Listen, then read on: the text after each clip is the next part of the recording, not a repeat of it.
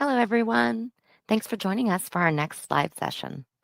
I'll be your producer for our session, but before we start, I do have some quick housekeeping. Please take a moment to read our code of conduct. We seek to provide a respectful environment for both our audience and presenters. While we absolutely encourage engagement in the chat, we ask that you please be mindful of your commentary, remain professional and on topic. Keep an eye on that chat. We'll be dropping helpful links and checking for questions for our presenters to answer. Our session is being recorded. It will be available to view on demand right here on the Microsoft Reactor channel. With that, I'll turn it over to our speaker for today. Thanks for joining us.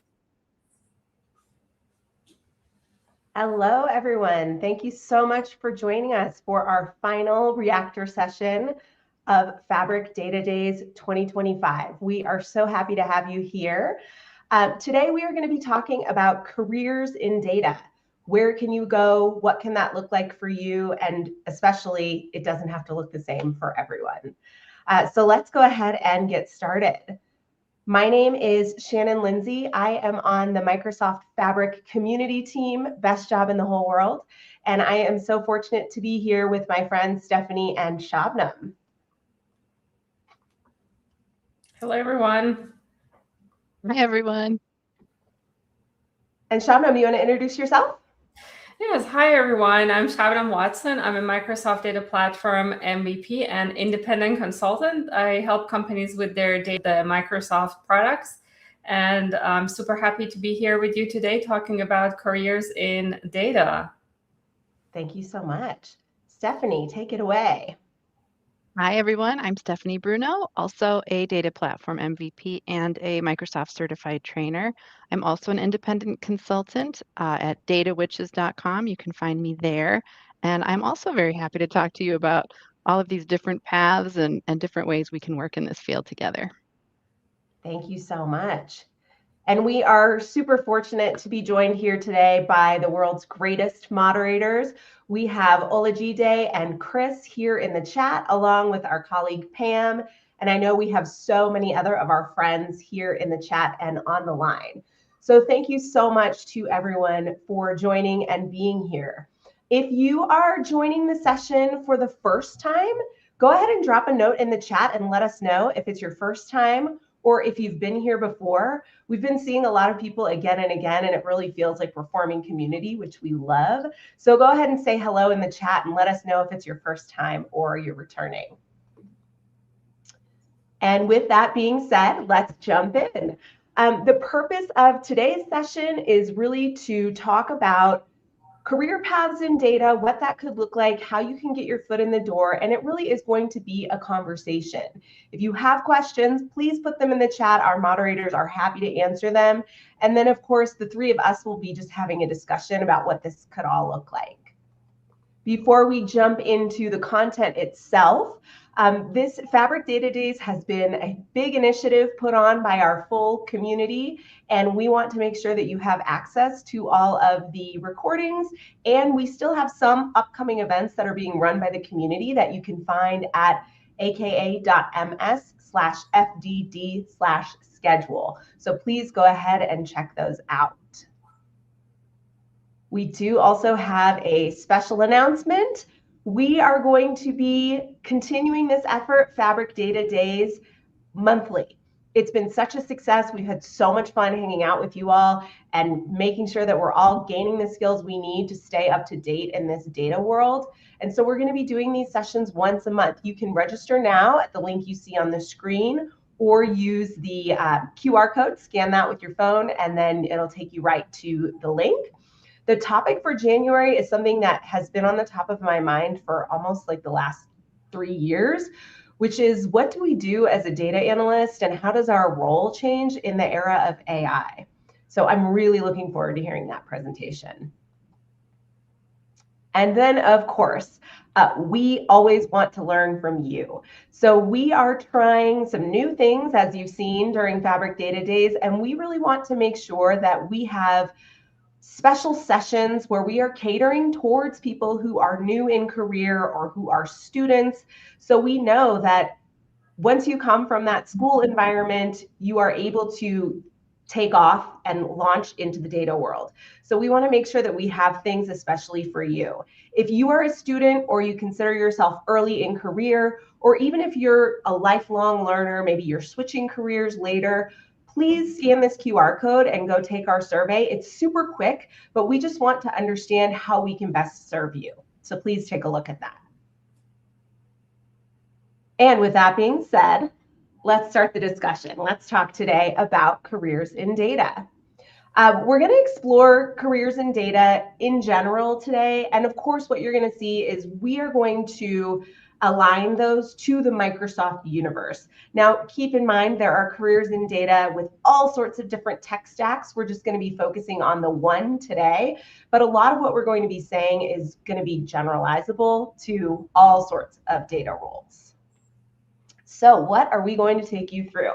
I'm going to start off by taking you through the Microsoft data landscape, what that looks like. Then Stephanie is going to jump in and talk us through exploring career paths in data. Shabnam is going to jump in and talk through certifications and skilling, how you can get skilled to get where you want to be. Stephanie will take back over and walk us through how you can gain experience to get your foot in the door, which to me, I think is like going to be the most important piece of the whole session and the most fun. And then last but not least, we are going to talk to you a little bit about our own career stories. And the purpose of that is just to show everyone that all of our stories can look completely different. There's no right or wrong way to do this.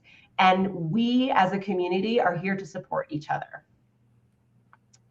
Stephanie, Shabnam, did I miss anything about what we're going to go through today? I think you got it. Let's get started. All right.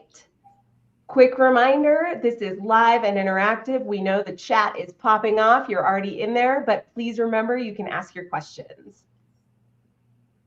Okay, so I'm going to take us very quickly through the Microsoft data landscape. What does this mean? When you're working in data, of course, there are many different places in data that you can work. And this could look really different depending on where you're working, the tech stack that company is using, what your role is, what the team looks like, what your relationships look like with the business. It can look really different depending on where you are. But the main process of using data in a business is the same. So we are always going to be getting data from somewhere, so ingesting it. It has to be stored somewhere. We then will prepare the data, analyze it, share it with stakeholders, and then, of course, the best piece of the puzzle is acting on that data. So this, I'm sure, is something that we've all either done or seen in school or understand, but it doesn't really answer any questions like who does what piece of the puzzle, what tools are used for what piece of the puzzle, and what does this really look like in action? So what you see here, there's a lot of words happening on the slide. You do not need to remember any of these, but we just wanted to point out some of the tools in the Microsoft stack that are used in each step of this pipeline or process. And the reason that we're doing this is because I would imagine that some of these tools on the slide look familiar to you. So I guess question for everyone in the chat. How many people in the chat are familiar with SQL, either the T-SQL language or SQL databases? I'm gonna raise my hand.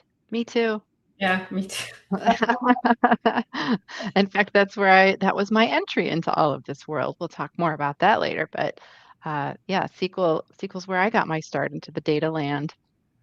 Yeah, and I actually, fun story about SQL, I was working with Power BI and I went to a SQL Saturday with Stephanie, which we'll talk about later. And after the event, I said, what's SQL? So if you don't know about it, that's okay.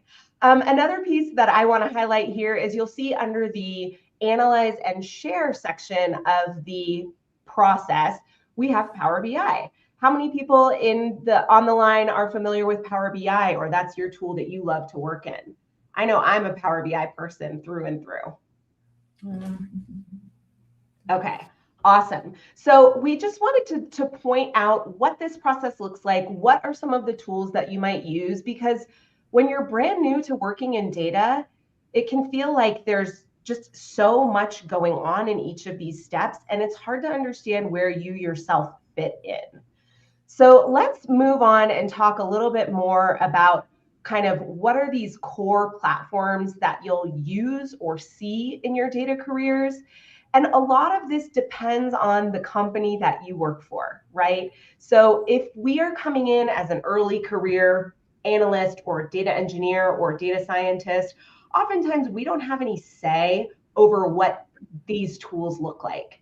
You see what the company is using, you jump in and you learn those tools. Stephanie and Shabnam, have you seen a big variety of these over your careers at different places that you've worked in, companies using different tech stacks? For sure.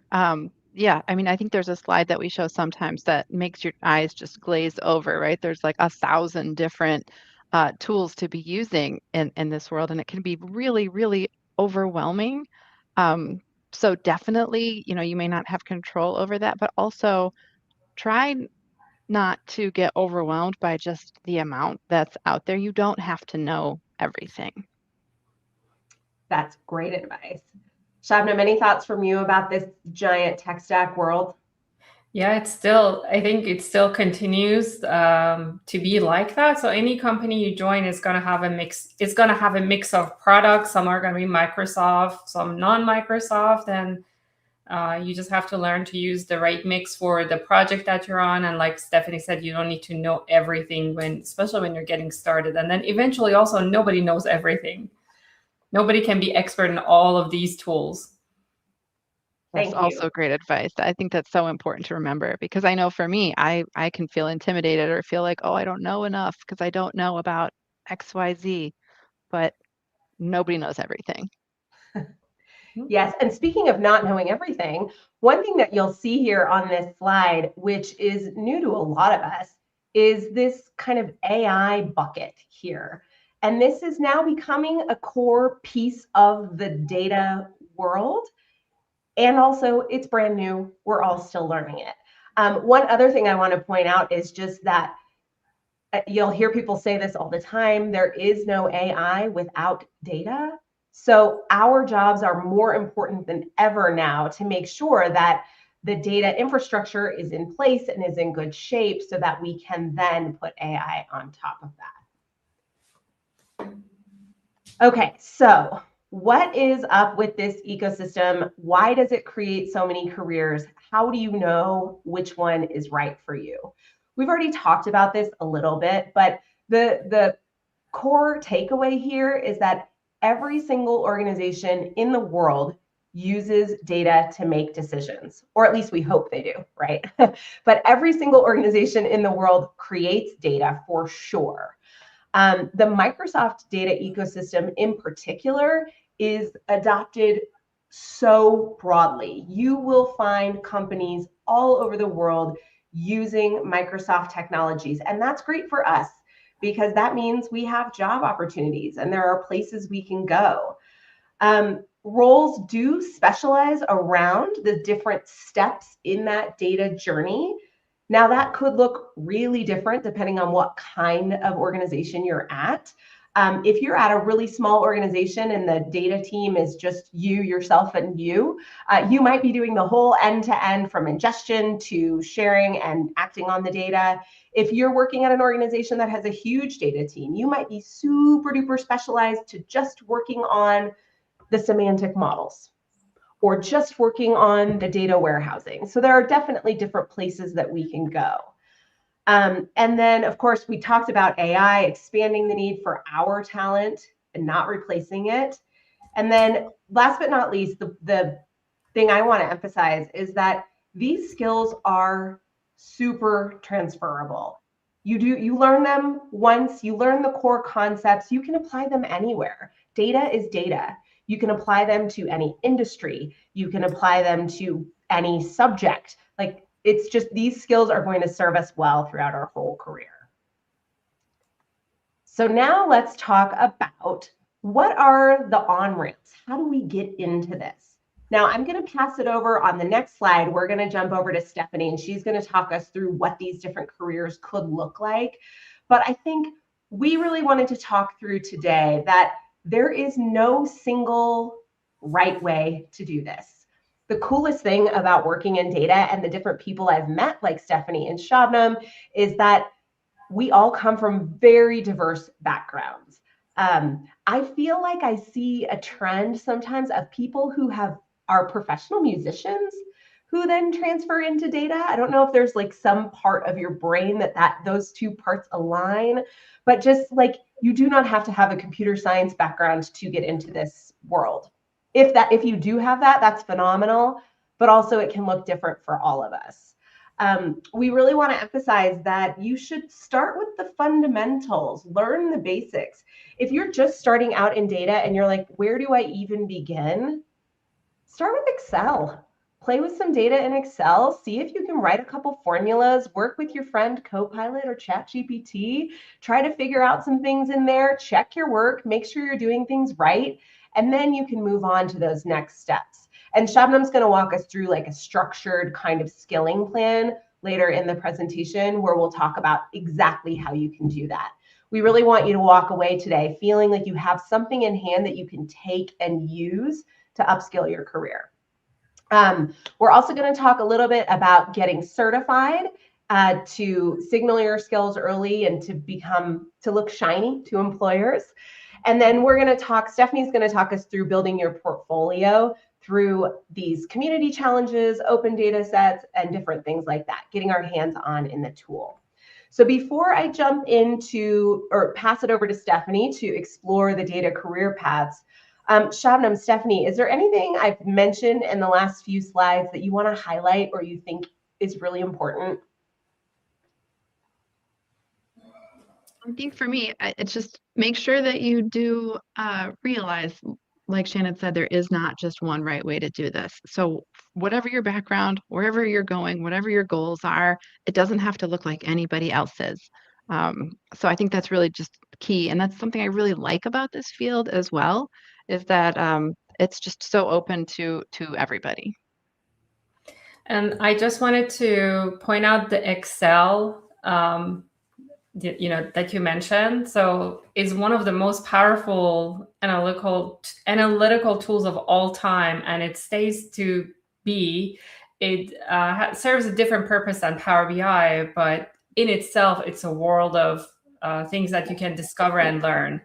So I would definitely recommend looking into Excel, especially these days with Copilot in Excel. It has taken it to the next level. So you can do so many amazing things just in Excel as you're getting started with data. Thank you. That's such an important point. And that actually goes to one of our questions that we had in the chat from Zahir asking if we need Excel and Power BI for data engineering. And I think, as Shabnam just mentioned, Excel is a great tool to start with. This question I will pass back to you, Shabnam. Do you find that in data engineering organizations that there's still an Excel piece of that puzzle? So Excel, if nothing else, can be used as a QA tool or testing for when you're testing data from like a source to destination. It's one of the best places where you can put data and record your tests. So I see it used that way. Excel can connect to Power BI data sets. So you can use it as an ad hoc analysis tool by itself. So yes, it is used. I've seen it used a lot in combination with Power BI. Excellent. Thank you. Can I add on to that as well? Yeah, please do. It is so funny because when I'm working with customers or I'm meeting people at conferences, big organizations that we've all heard of, sometimes they'll whisper, they'll say, a lot of my data sources are actually Excel. I'm so embarrassed. I know I should do better, but I swear I have not met a customer who has not said that. So absolutely, there's a place for Excel, even though people don't want to admit it. Right. And then also everything gets exported to Excel. So so there are some organizations where their Power BI reports by themselves are complete and they can serve their needs. But then there are some use cases where the end users really, really need to see detail level data. And for those, you have a lot of times people export to Excel and then they can take it from there. So definitely Excel stays very connected with Power BI. Yes, Excel runs the world still. It does. Excellent. Okay, well, let's jump over now to talking a little bit more about what these data careers look like. So I am going to hand this over to Stephanie to kind of set the stage for what we can be. What can we be in the world of data, Stephanie? Yeah, it's funny. It's like when my mom asks me, What do you do? I don't really get it. So you just do everything with data?" It's not everything, right? So I think a lot of us focus on one area or another. So data careers are not one size fit all. And some roles are going to focus on analytics and visualization. Maybe that's what you like. Others on the engineering and the architecture, some more on advanced AI and machine learning. So we'll break down these paths a little bit so that you can see where your strengths and goals align with it. So this is because, the demand for these data skills is growing across every industry. So it's important that we know the options and the certifications that can support them. This can help us plan our own learning journey and position ourselves for future opportunities. Because like Shannon said, sometimes it can be really hard to just even know where to start. So let's just dive in a little bit and we'll look at these major roles, what they do, and how you can start building the skills for each of them. Okay, so we've got some data career paths kind of at a glance here. I think I'm looking at the wrong slide, Shannon. I should be seeing people, shouldn't I? Oh, yes. Sorry, I You- got a little too excited. Yes. Thank you. So excited So about yeah, the careers. I know, right? Yes. So we have a lot of different ones you can see here. And, this isn't exhaustive. There are other ones. And maybe there are some that are going to be kind of combined in the organization that you're in. So there are so many of these different roles. So this is just one way to look at the landscape a little bit. Organization can be totally different than what you're seeing here. But what we need to understand is there's no single path. We can come in through engineering or maybe through analytics. I came in just through, SQL querying. I came in kind of more from almost a DBA background.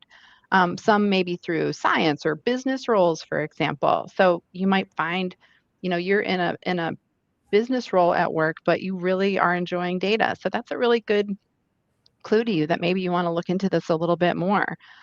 There could be the decision makers who also get really excited about different areas. So each of these personas plays a unique role in the ecosystem. So we've got the developers and the engineers that might build the systems that are going to move the data around and transform it and clean it. We've got the analysts and analytics engineers. So also some more data transformation there. There's definitely some overlap. Data scientists might be creating the models that will predict the outcomes. The business users are going to be interpreting insights and drive action. And then we've got the architects and the admins that are going to keep everything secure and governed and running smoothly. So you don't have to memorize these job titles. It's really just to give you an idea so you can see yourself in some place on this map. Maybe you're looking at one of these titles and you're thinking, yeah, that kind of sounds like what I do or what I want to do. So most of us, we start with the skills we already have and then grow into the next role and we learn, we evolve. So wherever you begin, there is a place for you in this data world. So let's explore these roles a little deeper on the next slide. Now we can go. Before we jump to the next Wait, slide, did you mute, question Shannon? for you. Are you able to hear Can't me? hear anything. I hear you, Shannon. Okay. So Shabnam, maybe you can respond to this Okay. question while Stephanie is getting her audio sorted out. So there's a conversation going on in the chat about what is happening to the role of a data analyst in the era of AI. Some people are suggesting that roles may be disappearing. Some people are suggesting that it's requiring more teamwork between different people in the team. What are your thoughts about that, Shabnam? I think it's definitely concerning. Like when you listen Give to me 1 second. Actually, from Shannon, can you talk to the next slide for a minute? Yep, absolutely. Thank you. Okay, so I think it can definitely be a bit scary when you hear the news about AI, and maybe so like in 5 years, yes, all of it has changed and all of these roles are automated. But right now, at this moment, and probably for the next couple of years, you still need individuals in these roles to do their job. Now, as more and more AI tools become available and they get embedded in the products I use, you should really consider using them because they will enhance your productivity. You can get more done. So, as you know, Copilot is now available in Visual Studio Code. It's all over the Office applications. It's in Power BI. You should really try using it for various tasks, and then always, AI is evolving, so it's not perfect. It does make mistakes. Sometimes it makes really dumb mistakes. We laugh at it. But overall, it's a great productivity boost. So you should definitely look into that. I use Copilot on a regular basis to get recommendations for a piece of code in whatever language, especially if it's one that I'm not fluent in or I've used a long time ago. So it gives me like a boost. And then also, overall, I think not just Microsoft. So there are tons of other tools out there, as you know, and I don't think the data analyst position is going to entirely go away. But yeah, I completely agree with you. Yes, AI is good and it's getting better every day. And as analysts, we can use AI to free up some of our time to do more deep analytics that AI can't do yet. So I think this one is like a huge yes and in my book. Yeah, so one quick example of AI. So right now in SQL Server 2025 or SQL in Fabric now supports vector data type, which means that it's a way of storing data where you can call out to large language models to analyze your data. So it's built in, embedded. You can create that easily, whereas before it would have been a lot of steps to get that done. Now you have fewer steps and you have access to AI tools within the product that you're probably used to with SQL. So it doesn't mean that that particular job has gone away. It's just that the job now requires some new skills to take advantage of these new amazing capabilities. Excellent and exciting. It's new stuff to learn. This job is never boring, that's for sure. Okay, now let's take a look a little bit deeper at just some of the data career paths. We don't need to talk through all of these ad nauseum, but Stephanie's going to take us through kind of these 3 buckets of roles and what those might look like. So Stephanie, talk to us about what these career paths might look like. Thank you. So the first one we see here is analytics and insight. You can see we've got it broken out: analytics and insights, data engineering and architecture, and then data science and AI. I think that's a really nice way to kind of group them. But again, remember, it's not hard and fast rules. But analytics and insights is where we're using data to answer the real business questions. So these roles will build reports, dashboards, and analysis that help people make the decisions. So this is kind of the end of the whole data journey. And this is, you kind of get to be the superstar here, right? You're going to serve up the data in a way that's going to make people happy. So that's one kind of grouping. Now we'll kind of back it up a little bit. There's the data engineering and the architecture, which is all about building the systems that make trustworthy data possible. If you like solving puzzles, building pipelines, making things run smoothly, this is where a lot of people will land. And then finally, there's data science and AI, which kind of covers everything. This is going to be predicting the outcomes, building machine learning models, and automating insights. This space is growing really, really quickly, but it also builds on the foundations from the other 2. So this is not, strict categories. It's just these kind of nice groupings. And you'll probably find that you've got interests in a couple of these areas. So there will be some overlap. And again, depending on the organization that you're in or that you want to be in, you might be one person doing all of these things, or there might be specific roles under each of these. It really just all depends. That's such a great explanation. Thank you. And we have a couple of comments in the chat saying like, oh my gosh, there's all this new terminology. I need to store this in Excel in my brain, which I like. But yeah, it's constantly changing. It's a lot that's new, particularly if you're new to the world of data. We have a couple people in the chat who are students who are talking about that they're coming from Excel. Like you're just getting started on the journey. There's a lot of runway for you. Long way to go. I know. I think I used to hear people say, people who were data scientists, they would kind of actually grumble a little bit like, yeah, I'm a data scientist, but 90% of my job is cleaning data. Because, when we get data and it's raw, it usually does have a lot of just bad information in it, right? So cleaning data is a big job, and it might be part of your job no matter what role you're in. So think of it as, you start with this kind of messy pile of data and you have to turn it into gold. So that it's that whole process of getting it from A to B. And just know that nobody is dealing with perfect data. So it's a big part of all these jobs.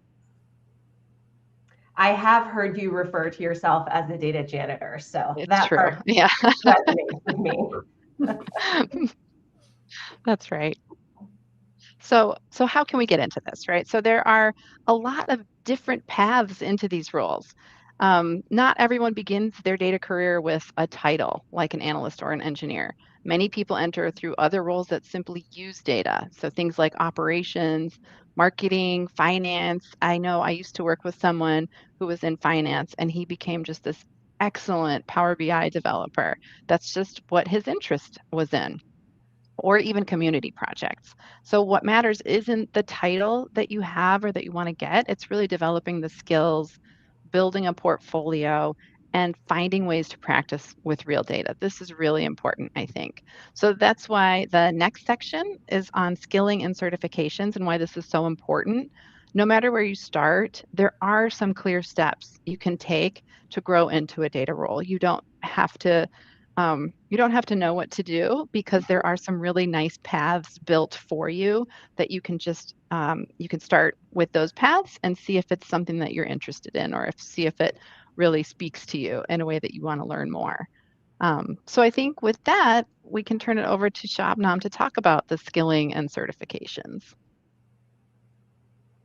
Yeah, so I think IT is one of the unique fields where a lot of people that you encounter, they don't come from an entirely like IT formal education background. It is one of the fields that if you spend enough time studying, if you have a lot of interest in a particular area, and then you go through some certifications, it is possible to switch careers and get started. Or if you're just new, you're not coming from a formal IT background, you can still get in to some of the IT jobs. Now, there are certain IT jobs that from the very beginning, they require you to have a formal computer science degree or a computer engineering degree. But those are typically for the big companies that are producing the major software pieces, like if you work for OpenAI creating their models, they probably need you to have a computer science degree or computer engineering degree, like professional coders. But for the rest of us, for most of us that work with businesses that work with data, most people don't need to have those backgrounds. So you can often start with certifications because certifications give you a guided path that help you stay on track and know where to go. So I think, Shannon, if we can go to the next slide, that's where we have a nice graphic of the path. So one of the reasons that you want to get certified, especially if you're just getting started, is that it gives you a guided path. You don't know exactly where to go, what to learn. It gives you a nice self-contained path to stay on. And then people who have certifications, they have higher chances of getting hired faster. If you already have a job, it sometimes helps you to get a promotion. So if you're getting, you're being compared, two people are being compared to each other. One has certification, one doesn't. Everything else equal. Usually, the hiring companies would go with the person who has the certification, and then. Hopefully, if you have the job, you get promoted. And then at the end of it, also, it's a personal knowledge of knowing that you have achieved something. It gives you extra confidence that it's a test of your knowledge and understanding, so that you go into your work with some satisfaction that you have a good, solid ground. I don't know, Stephanie, Shannon, do you want to add anything? Yeah. Oh, I have just that one piece to add. And that is to say, when I first got into this world, certifications were not on my radar at all. I was really fortunate to just be learning from my colleague, who was actually Stephanie at the time. And so I got to learn from her. And then once I got deeper into the technology, and I had been doing it for a few years, I thought, maybe I'll try out this certification thing. But I really don't know. I'm still really new. I'm not really comfortable. And then I took the certification, and then it bolstered my confidence so much, just like you mentioned, Shabnam. That made me think, oh, I guess I really do know this. And then I went ahead and put that on my resume and actually switched jobs. So the certifications, whether you're just looking at the learning paths and following that structured learning, or you take it all the way through to the certification, for me, it was just a major confidence booster. Yes, absolutely. Okay, so I think we can now start looking at where to start. So when you're starting with certifications, one of the best places to start is with the fundamental certifications. So things like DP 900, which is Azure Data Fundamentals. It basically is an introduction into the world of Azure and data. So that's a great point to start. And one of the nice things about them is that the fundamental classes is that they give you, once you start, they give you pointers to all these other things that you need to add in to build on top of that. So there are fundamentals for Azure, there's fundamentals for AI, there's foundations for data visualization. So all sorts of fundamental classes that you can take. And all of them they have corresponding learning paths on Microsoft Learn that you can take, and there are test practices you can take. There's links to community resources that you can go and learn more on that topic. So it's a very comprehensive set of resources in Microsoft Learn. So for the last couple of years, anybody who asked me, what can I use to get ready for this certification, or where can I learn about this topic, Microsoft Learn is my first stop, because it has really evolved over the years. It is really, really comprehensive at this point. So Stephanie, Shannon, do you have anything else to add? I would just say that these fundamentals courses, there are plenty of people in the chat who have mentioned, I'm a fresher, I am a student. If you're wondering what this kind of Microsoft world of data looks like, this is a great place to start. It's completely free. You can go at your own pace. And then you could also look at it and say, oh, I actually know some of these things already. And then you could move on to the next course. So for folks who are working in the data world already, this might not be the best place for you to start, but for anyone looking to get your foot in the door, these fundamentals courses are fantastic.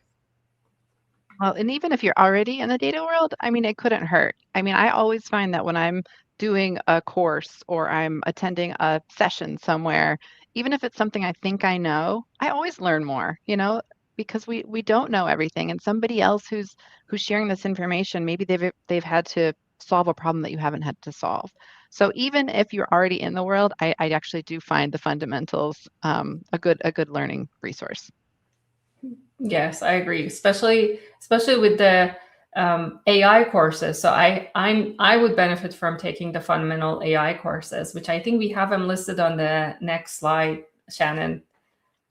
Yes, let's take a look.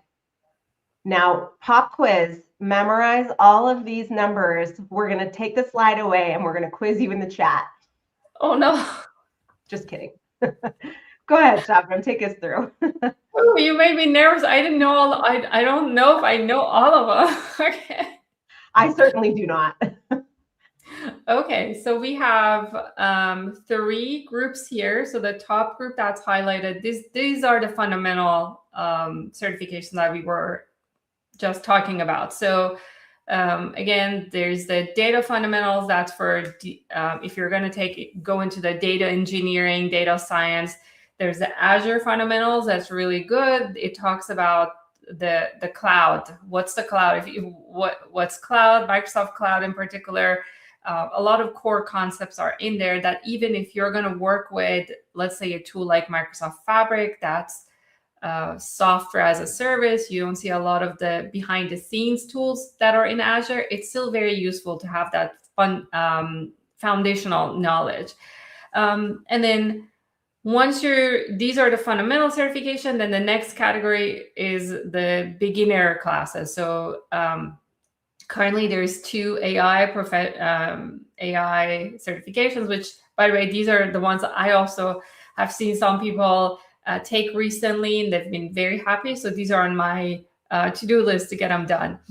And then beyond that, then we go into the associate level certifications. So DP 600, 700, or PL 300. So these are very targeted exams on one particular product or family of products, for example, Fabric. So the DP 600 and 700 are the Fabric certifications.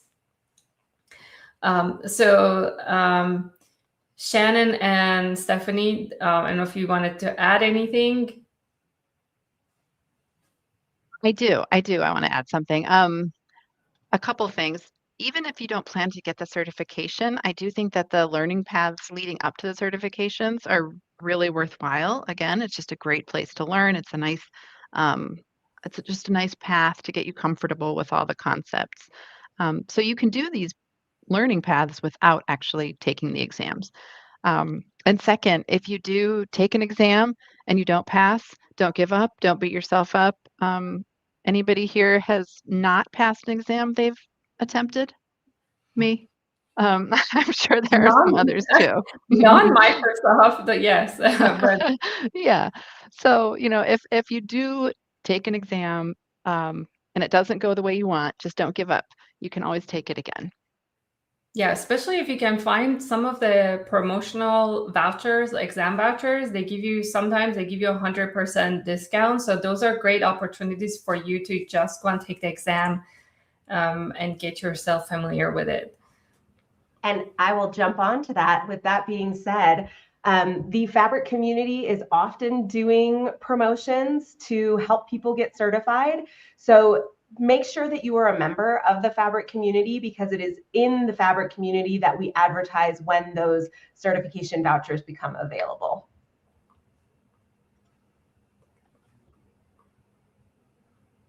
So Shabnam, do you want to take us through the kind of our home certifications, the ones that we know the most about? Yes, so DP 900, we talked about it a little bit. So this is the Azure fundamentals. So this is for you to understand what is involved with Microsoft's cloud. So with Azure, what is Azure? What are the storage accounts behind the scenes? Just some fundamentals that you need to understand. If you're going to go work in any real company, if they're a Microsoft customer, they are going to have an Azure implementation. Even if you're going to be focused on just the data side of it, it's really good to understand the whole thing. So you can definitely start with DP 900. However, it is not a requirement for you to take DP 900 before you take the other certifications. And there's actually none of them are a prerequisite to the other one. You can go directly to DP 700 if that's what you want to learn the most, and that's what you think is the most useful one for you at work. So PL 300 is focused on Power BI developers. It's entirely Power BI, and then DP 600 and 700 have some Power BI in them, but they're focused on the rest of the items in Microsoft Fabric. So those two are what you want to go for if you're focusing on Microsoft Fabric. Now, Shannon, I think you want to add something there. Oh, no, I don't have Oh, anything. okay. I thought you were. I'm just actively listening and learning so Okay. much from you. Yeah, so I have my certifications are DP 600 and 700. I have not taken PL 300. So that's again on one of my to-do lists. You may not have time to take all of these certifications, especially if you're, if you're starting as a student, they're definitely worth taking the time and going through them. If you're, already working full-time job, you may not be able to take all of them, and you don't need to have all of them to be successful, really, in your job. Shabnam, Okay. real quick, there is a question in the chat that I'd love for you or Stephanie to respond to. And the question is just, how much time is required to completely understand the whole course? So I'm going to refer you to Microsoft Learn. So if you go to Microsoft Learn, so for any one of these exams, you go to Microsoft Learn and you want to pull up the study guide. So you just put the name of the exam followed by the study guide. And that study guide is going to bring up the contents that you're going to be tested on in the exam. So some of the time depends on how much of the concepts you may already know, right? So because you may already know half of it, so then your time will be half. Your study time will be half the expected time.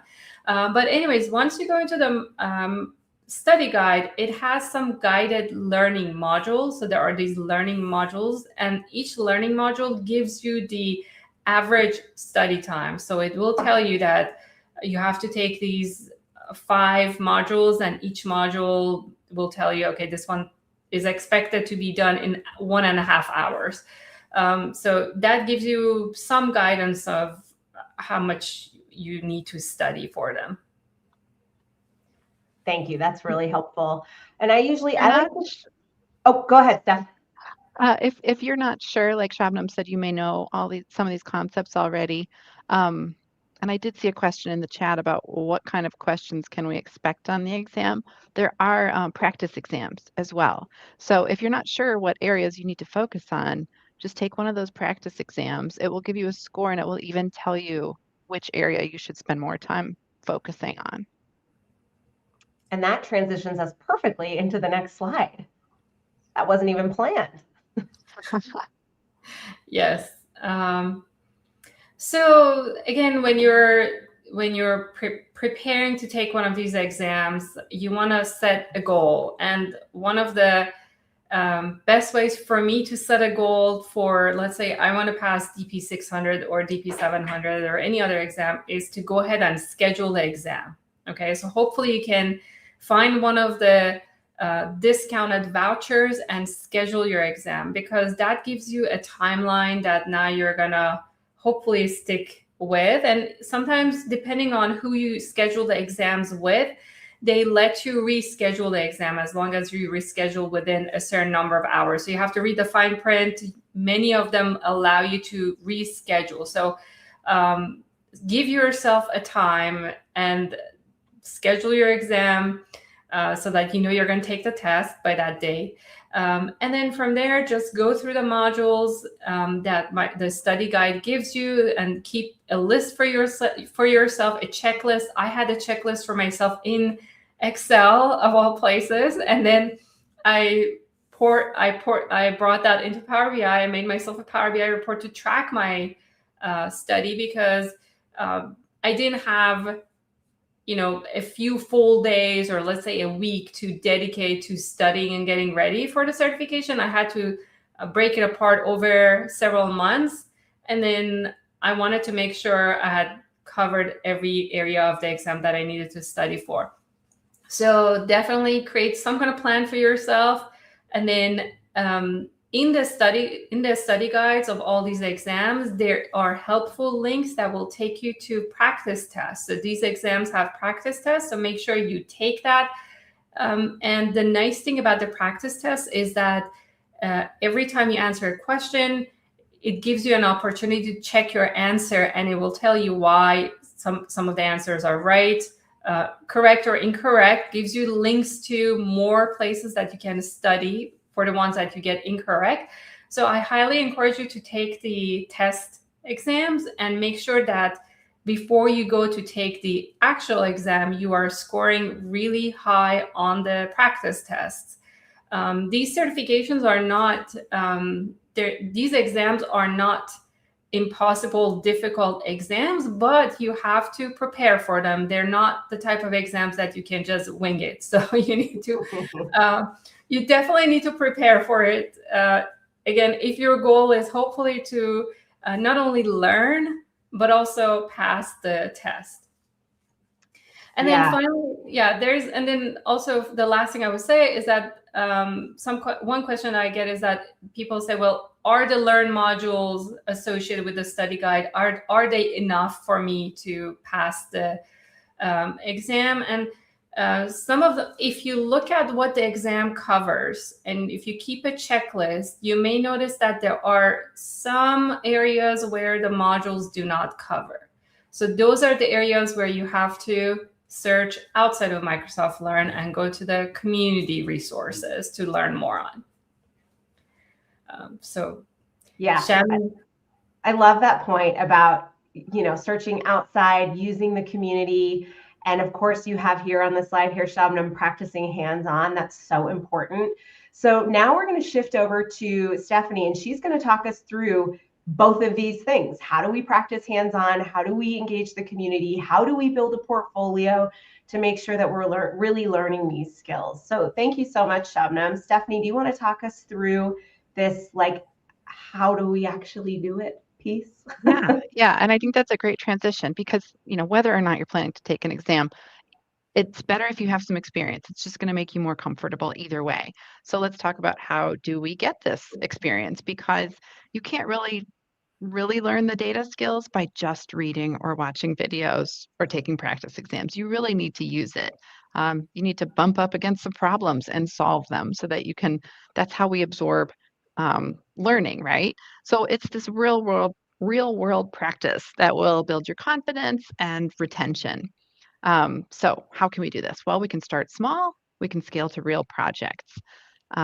So we've got a couple formal guided experiences, right? We've talked about the self-paced learning on Microsoft Learn, including labs. So I think we did have a question about, I'm still kind of confused about which courses to take. So I think maybe Shannon can give us a little bit of guidance on, if you just go to Microsoft Learn, maybe that's overwhelming. What do you jump in? What do you start with, Shannon, if you're just going learn.microsoft.com and you want to get into some of this data stuff? Yeah, Learn can be really overwhelming. It's a great question. I think there are two different ways you could approach it. One way you could approach it is by the kind of the roles that we specify as Microsoft. So take a look at of course, the fundamentals courses, but also take a look at, if you want to learn Power BI, take a look at the Power BI guided learning courses. So I think you could either approach it by role or approach it by technology. Either way, you're going to get to where you need to be. The main takeaway that I have as far as Microsoft Learn goes is we kind of have two separate ways to learn on Learn. Say that 10 times fast. We have the kind of documentation piece of the puzzle. And in the documentation, there are some tutorials and things that you can follow. And then we also have guided learning modules. And those are called learning paths and learning modules. I think if you have a specific question you're trying to solve, the documentation might be most helpful. If you want to just start learning on a path and learn how to use a technology or how to do the skills in a role, the Learn modules and the learning paths are going to be where you want to start. Thank you. I think that's a great point, a great explanation, because it can be overwhelming.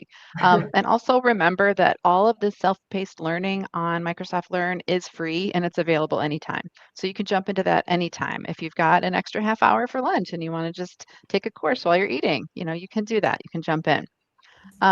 But maybe you'll prefer a classroom setting. So in that case, you might want to look up instructor-led training courses. So a lot of those are taught by certified trainers like myself. These are not generally free. So, that might just be the path that works for you if you want, though. So that's another option. It's going to be a lot more formal, like a classroom setting.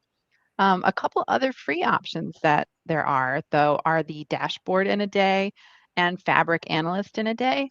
I think we'll get some links in the chat to just where you can look these up, like where are some of these in a days coming up. Most of them are virtual now, so it's great. You can probably find one that's going to be convenient for you at any time.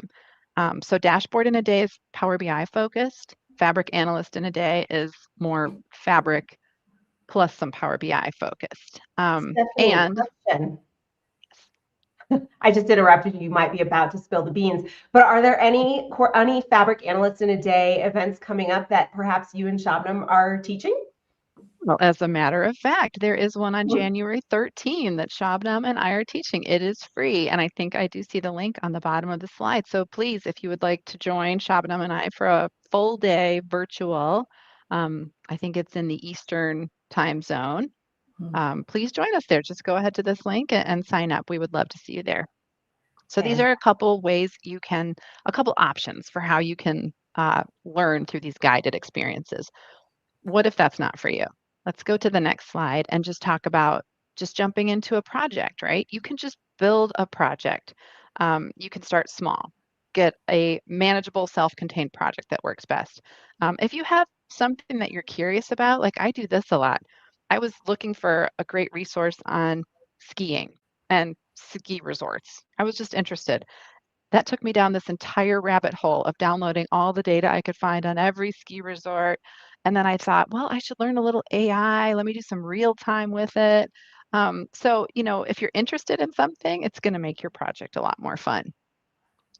But try Can to I do jump this in? complete. Yes, ma'am. Oh, sorry. I was just thinking, we have someone in the chat who's been really active, who is in the field of agriculture. And they were asking, are there any projects they could do related to agriculture and data? Do either of you have any thoughts about that? Oh, I think definitely. I mean, the first thing that I would do in your shoes, I mean, you probably have something more specific with agriculture that you're interested in, but you can just do a web search on data sets for that area. You could just keep it vague at first, agriculture data sets, see what exists out there. And then maybe you start to have a question, right? And maybe you want to answer that question. So you could just build out your whole project based on something you're interested like that.